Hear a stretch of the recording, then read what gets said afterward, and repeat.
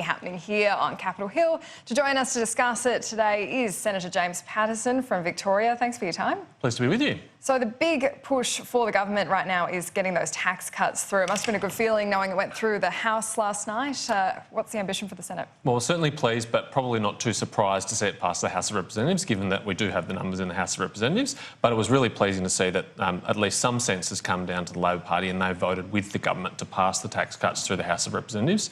I hope when it hits the Senate tomorrow that they repeat that and they vote for it again. And it would be even better if they didn't waste the Senate and the Australian people's time by mucking around with their amendments as they did in the House. The sooner we get these tax cuts passed, the sooner it gets into the bank accounts of Australians all across the country. Well, they're actually arguing for more to be hitting the bank accounts sooner and saying that you should expedite stage 2 of the tax cuts. So it sounds like they're on board with that message. And in terms of the stimulus as well, they're saying this is an important time. Philip Lowe has been saying there needs to be more than just monetary policy working in terms of stimulating the economy. So why don't you consider that stage 2? Well, Kieran, it's barely 6 weeks since the federal election. The Labor Party took one policy to the election, we took a policy to the election, and we're seeking to give effect to, in the first sitting week, one of our major election promises. What the Labor Party is asking us to do is not something that we took to the election or even they took to the election. It's a whole new position that they've come up with.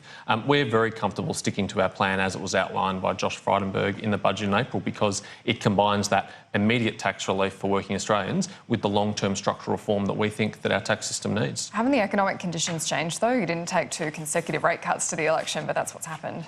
Well, certainly we are facing some softness in the economy. That's absolutely clear on the global scale and here in Australia, particularly with the housing market. But that hasn't changed radically in the last few months. The signs that were there a few months ago in the budget remain the same.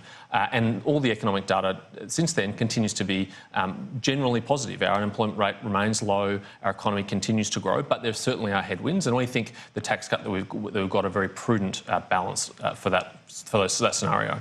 When the Prime Minister addressed the party this week, he said that 2019-20 was the year of the surplus. But is there a chance, is there a scenario within which you think the government should be thinking about spending more and injecting more immediately into infrastructure and structural spending like that, which would provide a fiscal boost right now? Well, we've got a $100 billion infrastructure plan to deliver over the next few years, Kieran, that I think is pretty extensive already. But the return to budget surplus is a very important part of our long-term economic strategy. It's been a part of our fiscal strategy in every budget since we came to office, that we'd return the budget to surplus over the medium term. And it's really important in underpinning things like our AAA credit rating, which has been hard fought and won and should not be lost. And it's really important that we do deliver on that, as we promised we have. Now, there's plenty happening in the Liberal Party in particular. We've seen in Kieran's column about potential pushback against Mathias Cormann for his role in the last year's leadership spill. Do you think he's being undermined by his actions? Well, I participated in the Sky News documentary that your colleagues put to air, because I think as a participant in those historic events, I had a duty to history to make sure that they were accurately recorded. I don't really want to go over the events of that week again, because I think that's been well done. All I would say about Mathias Cormann as our Senate leader is that he has the deep respect and support of all my colleagues in the Senate party room. I mean, frankly, we would follow Mathias Cormann into a burning building if he asked us to. He's done an outstanding job, and I think that's been on display again this week in the way that he's carefully managing the tax reforms, hopefully through the Senate tomorrow. Last week we saw the Prime Minister alongside Joe Hockey and others at his delegation, but the interesting point with Joe Hockey is that the Prime Minister and he haven't always got on that well. They were rivals in terms of the parliamentary party, but they've been able to bury the hatchet. Would you urge others within your party to do the same in the national interest now? Well, Kieran, I don't have any insight into Joe Hockey and Scott Morrison's personal relationship, except that they seem to work together very well and very professionally, as you say. And I think in the government, having served myself a little bit in our first term, throughout our second term and now in our third term, I've never seen the unity of purpose and the strength of focus and resolve that we have now as a party. Coming through an election which we were widely expected not to win, we have incredible faith in our Prime Minister and the leadership that he's been providing. So I think we really do have a real, laser-like focus on delivering. And do you, for one, like his message about governing from the middle? Is that something you're, encouraged by, that sort of language? Well, I think he's a very pragmatic Prime Minister, and I think that his real message this week has been we're governing for the Australian people, not for ourselves. We're governing for the quiet Australians who voted for us, and it's about delivering for them. There's an extraordinary amount of power in the crossbench now. Have you been making inroads with Centre Alliance or Jackie Lambie?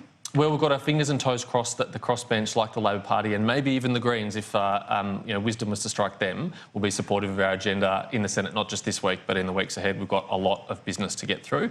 Once the tax cuts are passed, we're going to move on to things like the Ensuring Integrity Bill to restore the rule of law to our building sites and our unions across this country. That's just a critically important part of our economy.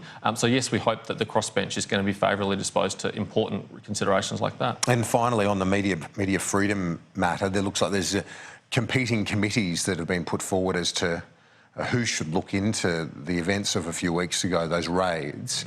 The government's saying the Parliamentary Joint Committee on Intelligence and Security is the right mechanism, but wouldn't it be a little ironic if there were to be hearings done behind closed doors into these issues? Kieran, I've been an advocate of a parliamentary inquiry into press freedom for a number of weeks now, and I've always thought that the PJCIS would be a great committee to do it because it's got the expertise, it's got the experience and the understanding of these issues. And yes, of course, it does have the capacity to hold hearings in private, but I'm sure if media companies are making submissions and coming and giving evidence, it will operate like any other parliamentary committee does, and there will be sessions taken in public as well. So I think it can find the right balance there of our press freedoms and our national security. Thank you, Senator James Paterson, for your time. Thanks, Senator. Talk to you soon.